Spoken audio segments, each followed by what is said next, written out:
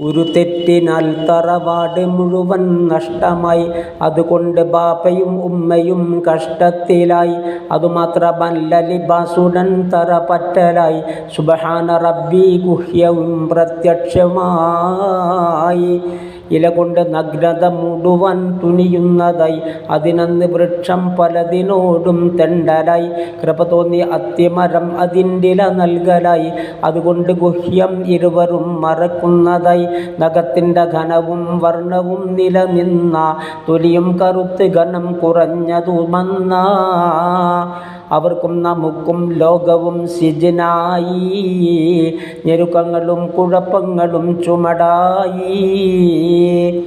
200 കൊല്ലം തന്നവർ കരയുന്നതായി. പിന്നീട് തൗബ റബ്ബ് സ്വീകരിക്കുന്നതായി. ഇതുപോലെ ഖസസുൽ അംബിയ പറയുന്നതാ. 32 നോക്കിയാൽ കാണുന്നതാ. ഒരു തെറ്റിനാൽ പുറത്താക്കി എന്നാൽ പിന്നെ പല തെറ്റു ചെയ്താൽ കിട്ടുമോ അത് പൊന്നെ. പൊറുക്കൻ്റെ റബ്ബെ മുഴുവനും പിഴവാണ്. കതിരുള്ളതെല്ലാം തന്നെയും പതിരാണ്. ചെറുദോഷവും 23 സംഗതി കൊണ്ട് വൻദോഷമിൽ എണ്ണുന്നതാണെന്നുണ്ട്. അതിലൊന്ന് ദോഷം ചെയ്തു കൊണ്ടിരിക്കുന്നതാ.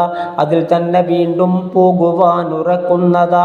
അതുമാത്രമല്ല വിപത്ത് അതിൽ പലതുണ്ട്. വിപത്തും ചിലപ്പോൾ കവിയുവാനിടയുണ്ട്. ചെറുദോഷവും പതിവാക്കി വന്നാൽ തന്നെ വൻദോഷമിൽ ചാടുന്നതാ നീ പിന്നെ.